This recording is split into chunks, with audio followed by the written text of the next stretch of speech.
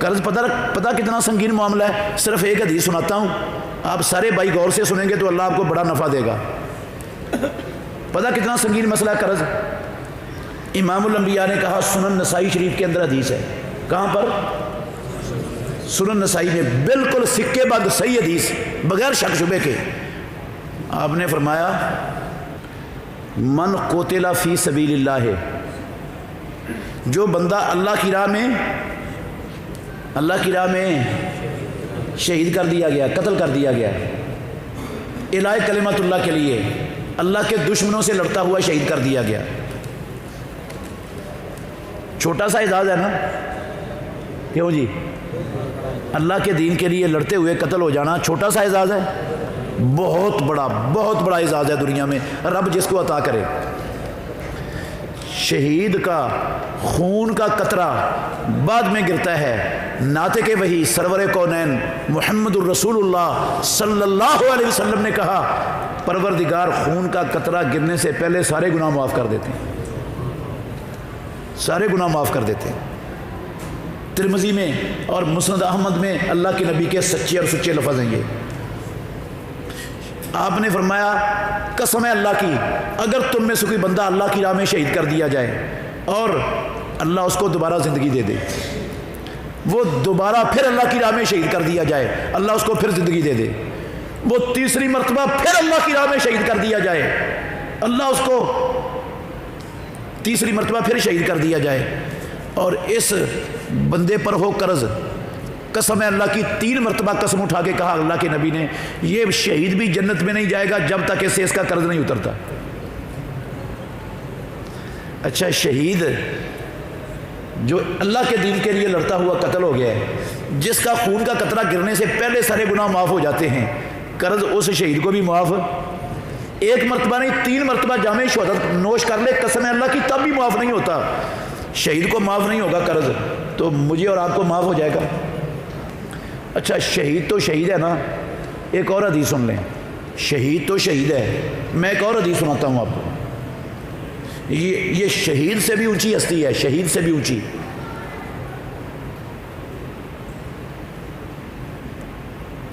بندہ ایک فوت ہو گیا, اس کا جنازہ پڑھایا, اس کو دفن کر دیا. یہ فوت ہونے والا بندہ فیصل آباد کا نہیں تھا, یہ بندہ تھا مدینہ طیبہ کا, اور اس کا جنازہ کسی عام مولوی صاحب نے نہیں پڑھایا تھا, رسول اللہ نے پڑھایا تھا, اور صحابہ نے اس کا جنازہ پڑھا تھا اس بندے کا. سمجھ آئی؟ رسول اللہ نے جنازہ پڑھایا صلی اللہ علیہ وسلم, صحابہ نے جنازہ پڑھا. فوت ہونے والا کون ہوگا وہ بتائیں؟ صحابی. جس کا جنازہ رسول اللہ صلی اللہ علیہ وسلم پڑھا رہے ہیں وہ تو صحابی ہے. بندہ دفن ہو گیا ہے, 2 دن گزر گئے, تو رسول اللہ صلی اللہ علیہ وسلم نے ایک فجر کی نماز کے بعد, یہ سنن ابو داود کی حدیث کے لفظ سنا رہا ہوں, صحیح حدیث ہے بالکل. آپ نے کہا بھئی فلاں برادری کا خاندان کا بندہ ہے کوئی مجمع میں؟ کوئی بندہ نہیں بولا. رسول اللہ صلی اللہ علیہ وسلم کو جب لوگوں سے کوئی کام ہوتا تھا نا, آپ نمازوں کے بعد لوگوں سے مخاطب ہوتے تھے, کیونکہ سارے لوگ آتے تھے نماز پڑھنے کے لیے, کوئی بھی پیچھے نہیں رہتا تھا مسلمان. دوسری مرتبہ پھر اعلان کیا فلاں خاندان کا بندہ ہے کوئی نہیں بولا. تیسری مرتبہ پھر اعلان کیا رسول اللہ صلی اللہ علیہ وسلم نے. پچھلی صفوں سے ایک بندہ اٹھا, کہنے لگا ہا ہوا زا, اللہ کے نبی میں ہوں. آپ نے فرمایا میں نے پہلے 2 مرتبہ تمہارا نام لیا, تم کیوں نہیں اٹھے؟ میں نے تمہارا نام کوئی سزا دینے کے لیے یا کوئی برا بھلا کہنے کے لیے نہیں لے رہا ہوں, بار بار اس مجمع میں تمہارا نام اس لیے لے رہا ہوں, تمہارے خاندان کا. وہ فلاں نامی بندہ جو پرسوں تمہارا فوت ہو گیا تھا, معصور, ناطق وحی سرور کونین نے کہا معصور بے دینہ عن الجنت, اس کو اس کے قرضے کی وجہ سے جنت سے روک دیا گیا. سارا کچھ ٹھیک ہے اس کا, نمازیں بھی ٹھیک ہے, روزے بھی ٹھیک ہے, حج بھی ٹھیک ہے, کلمہ بھی ٹھیک ہے, ہر شے ٹھیک ہے, عقیدہ بھی ٹھیک ہے, لیکن جنت سے کیوں روک دیا گیا ہے؟ قرض کی وجہ سے.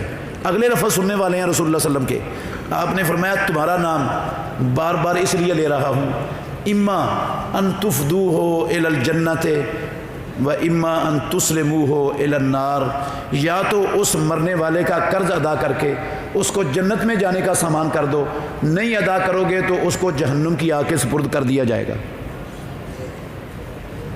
صحابی پر ہو قرضہ، جس کا جنازہ رسول اللہ نے پڑھایا ہو، وہ نہ اترے، وہ تو جائے آگ میں، اور میں اور آپ ماشاءاللہ جنت میں جائیں اعتکاف بیٹھ کر ہیں۔